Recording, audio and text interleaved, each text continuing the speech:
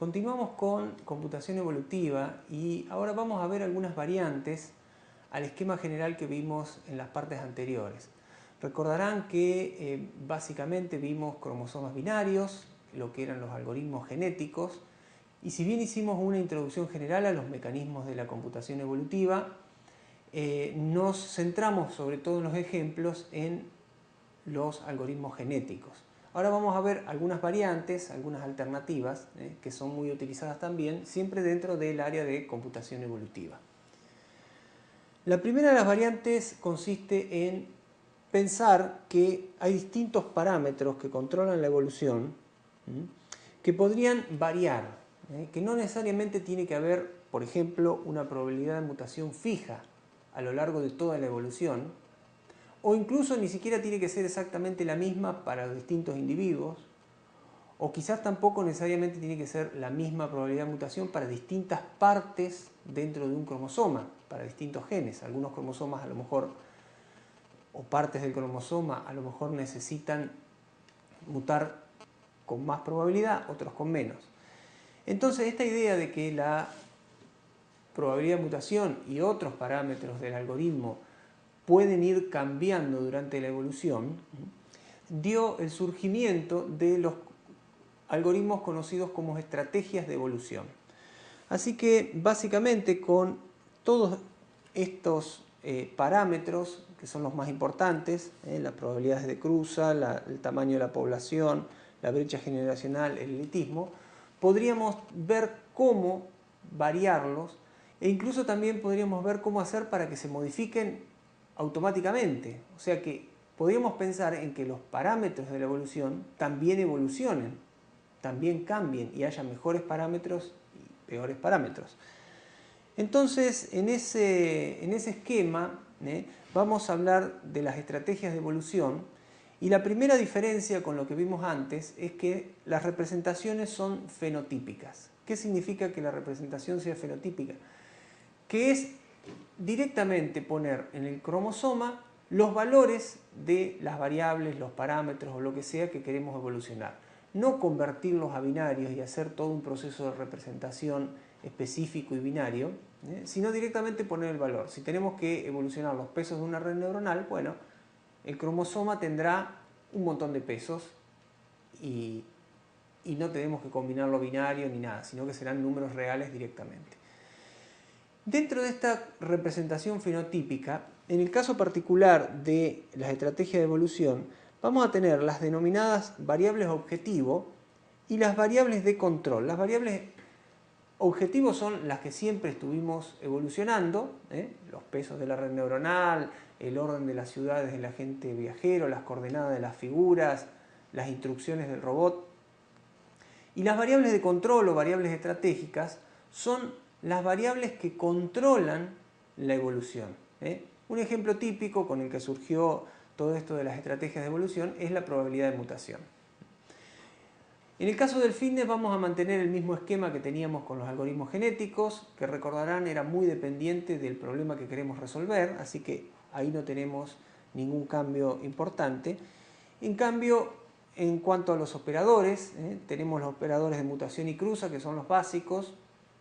En el caso de las estrategias de evolución, se utiliza por sobre todo, o al menos así surgió el primer algoritmo, con solamente el operador de mutación. Luego se incorporó también una opción con el operador de cruza.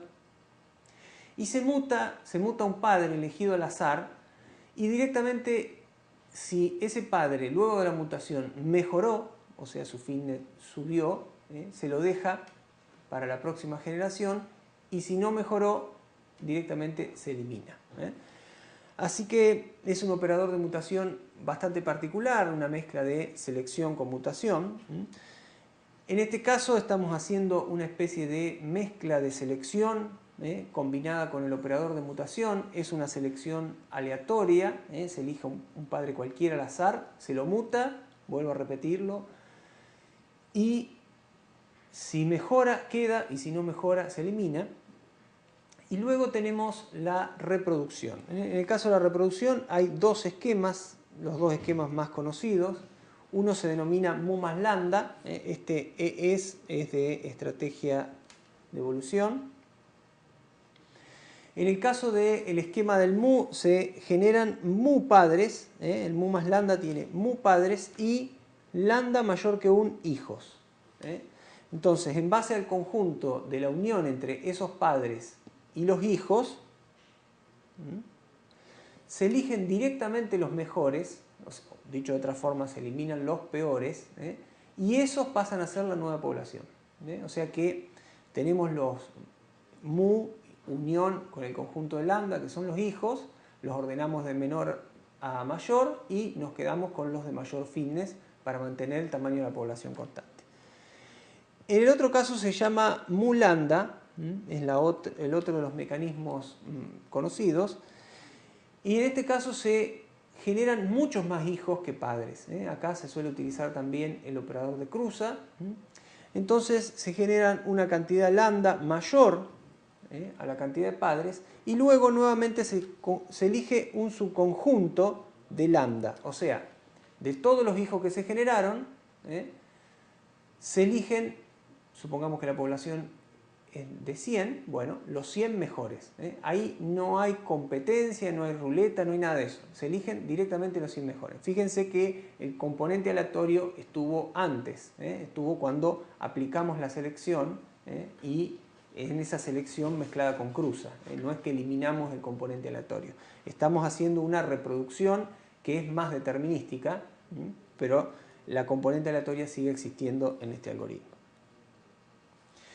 Vamos a hacer una distinción entre esto de la representación fenotípica o genotípica, y básicamente la distinción que tenemos que hacer es entre algoritmo genético, suele utilizarse ese término cuando la representación de los individuos es binaria, y algoritmo evolutivo, o como decíamos antes, estrategias de evolución estarían dentro del término evolutivo. Cuando se habla de evolutivo se habla en un sentido más general, donde mayormente están los fenotipos directamente en los cromosomas, o sea, las representaciones son fenotípicas.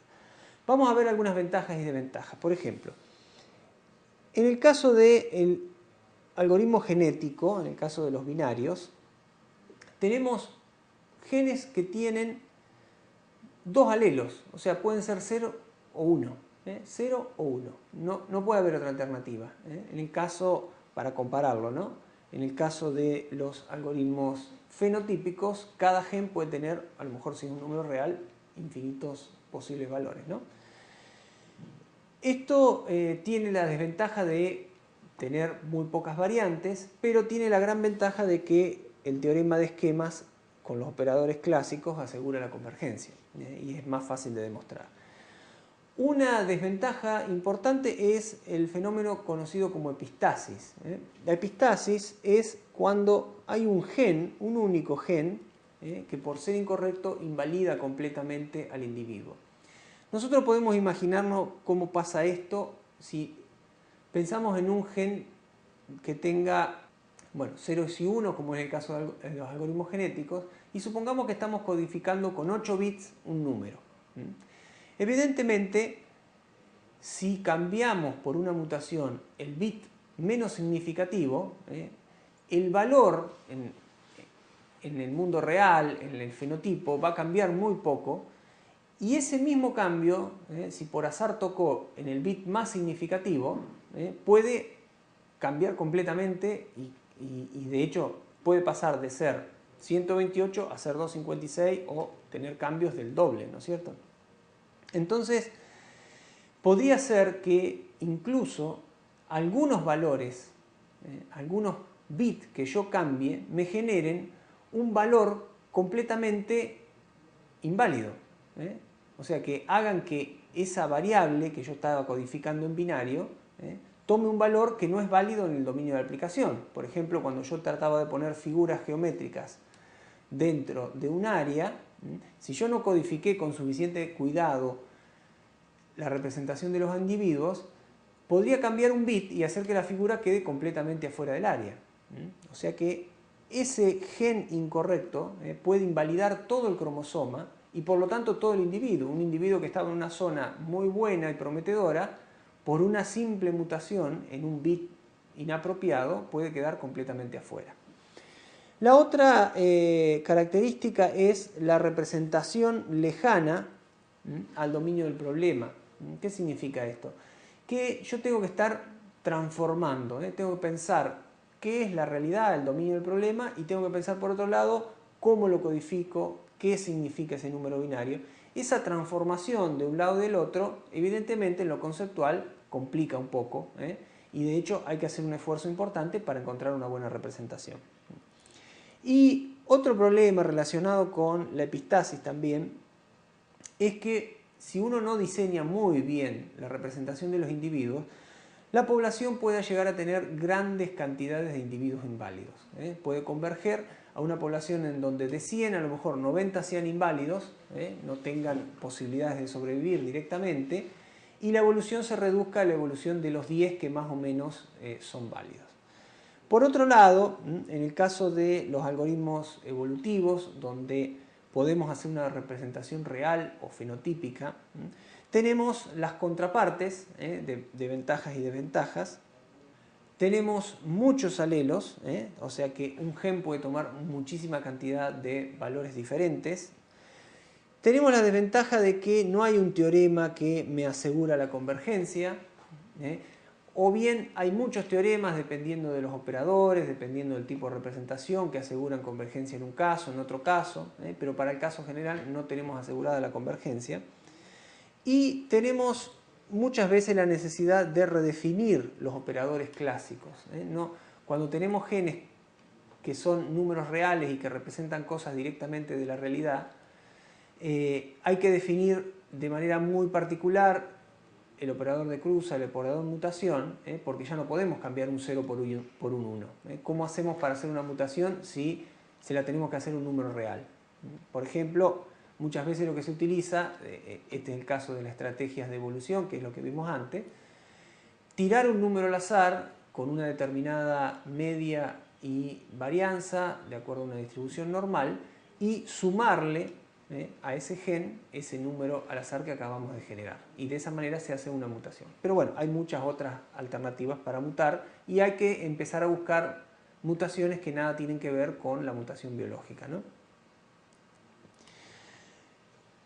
Hay otras alternativas que también surgen, además de la codificación en sí del gen, si es binario o si es un número real. También podríamos empezar a pensar que un cromosoma no tiene por qué ser lineal. Por ejemplo, un cromosoma podría ser un árbol, podría tener estructura de árbol. De hecho, hay algunos problemas en donde conviene claramente armar una estructura de árbol. Otra cosa que no hemos especificado es que el cromosoma pueda cambiar de longitud.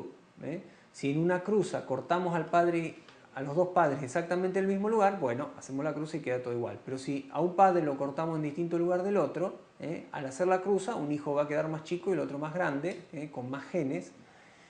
Y dependiendo del problema, eso puede tener significado o no. Hay casos en que hay que obligatoriamente mantener la longitud constante y en otros casos puede ser interesante mantener una longitud variable. Por ejemplo, si estamos haciendo el programa del robot, el programa del robot no tiene por qué tener exactamente, por ejemplo, 50 instrucciones. Podría haber un cromosoma que tiene 200, otra que tiene 25, otra que tiene 400. Entonces, naturalmente ahí sería un cromosoma de tamaño variable.